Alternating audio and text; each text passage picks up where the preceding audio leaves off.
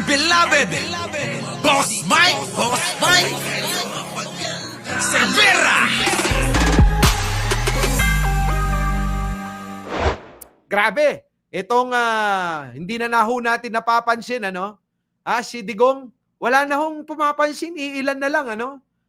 Meron pa bang may interest kay Digong sa inyo? Mga kababayan ko, tanong ko lang. Elena Capistrano, late ka na. Lili Tonini, late ka na rin. Meron pa bang may interest kay Digong? Kay, attention seeker si Magalog, sabi JC. Meron pa bang may interest sa inyo kay Digong? Kasi mga kababayan, hindi na ho sila napapansin eh. Si Kibuloy, hindi na napapansin. Si Roque, hindi na ho napapansin, ano? Si Roque, Maharlika, sila Glenchong, yung mga DDS, mga kababayan, na dati maiingay, ngayon wala na. Wala na eh. Hindi na ho natin marinig sila eh. Napansin nyo po ba?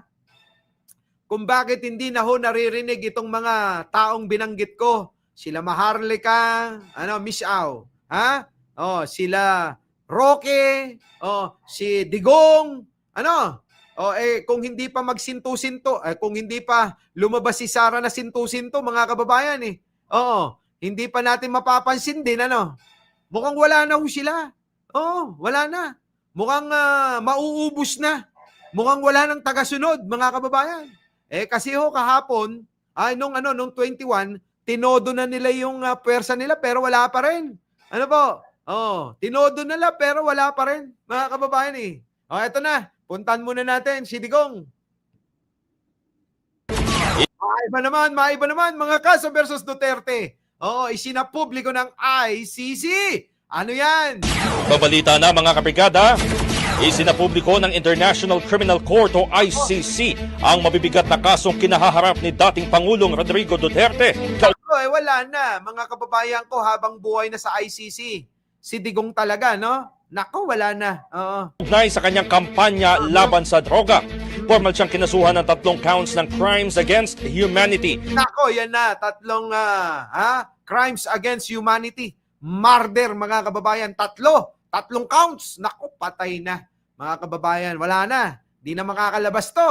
Dahil sa hindi bababang 76 na kaso ng murder. Ayon sa dokumento, ang dami, mga kababayan ko. Daho sila, Boss Mike. Wala na eh. Hindi na ho sila napapansin. unang bilang ang pagkakadawit di umano ni Duterte bilang co-perpetrator sa 19 na kaso ng pagpatay mula 2013 hanggang 2016 noong siya pa ang alkalde ng Davao City. Nako, patay yung mga kasama nito. Yayariin din sigurado. Dali, mga kababayan, Dali. Delikado. Second count naman ang kaugnayan sa 14 na pagpatay sa tinaguriang high-value targets noong Sabi, puro patayan yung kaso ni Digong, Oo. Kulang na lang, mga kababayan, ilibing niya sa mukha niya na butas-butas 2016 at 2017 sa ilalim na ng kanyang termino bilang Pangulo.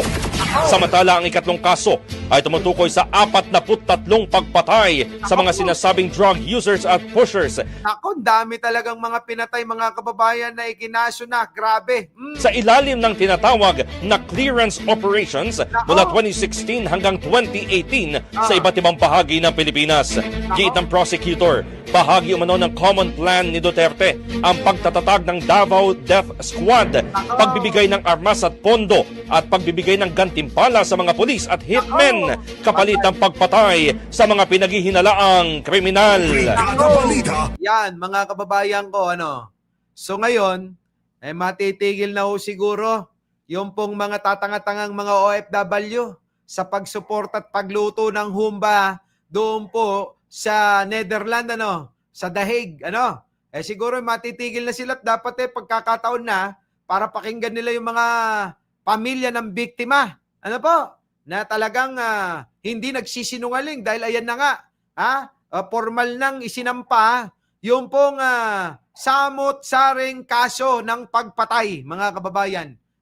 Laban dito sa matandang demonyo na si Digong. Mga kababayan, dahil po dyan, Boss Mike, dalawan mo sa The Hague. Dinalaw ko na, dapat ikaw din. Puntahan mo, malapit ka dyan. So ngayon, mga kababayan ko, tingin ko, wala na ho. ito na ho yung umpisa ng pagbagsak na wala ng gana, mawalan na ng gana ng tuluyan yung natitirang ilan. Nakuha nyo? Bunny Boy? Iris Joy, Sambong, Addictus Rex, Combo, Finish. Ito ho yun. Kukunti na lang ho yung natitira na taga-suporta ni Digong. Ngayon mga kababayan, dahil dyan, baka ho maubos na. Dito na ho mag-umpisa. Dahil mawawalan na ho sila ng gana dahil, ayan na ho, formal na ho, sinampahan ng kaso. So, wala rin silang magawa. Doon sa mga alibay nila, na eto daw si Digong, mga kababayan, wala na ho sa wisyo. Nakakalimot na raw ho. Pero mga kababayan, nung nakarang araw lang, si Sara merong pahayag. Oo, nangangamba raw yung tatay niya, si Digong, na palala daw ng palala yung korupsyon sa Pilipinas. Kagagawan din ho ni Digong yan Ano po, kagagawan. Yan, desperation. Desperation moves. Etong mga ginagawa nilang mga alibay. Netong mga kampo ni Digong. Wala na, mga kababayang.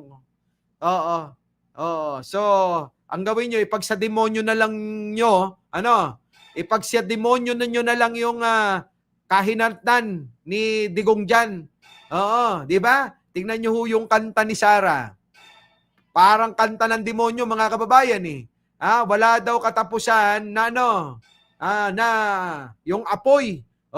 Siguro dahil gusto nilang masunog sa purgatorio. Walang katapusan talaga, hindi mamatay-matay yung apoy nila habang sila nandoon sama-sama. So muli, mga kababayan, hanggang dito na lang. Haba na pala ng live natin, kala ko konting-konti lang. Sabi ko 30 minutes lang. Umabot na pala ng 1 oras yung live natin. Ganun-ganun lang yon. Nako. Anyway, mga kababayan, maraming salamat po sa pagsama. Kita-kita po tayo bukas. Sa mga panibagong live, panibagong reaksyon, at panibago na naman nating katuwaan at katatawanan. Muli, bago tayo mag-iwalay, huwag niyong kalimutan mag-like, mag-share, at mag-subscribe. Maraming salamat po. Our beloved Boss Mike Cervera.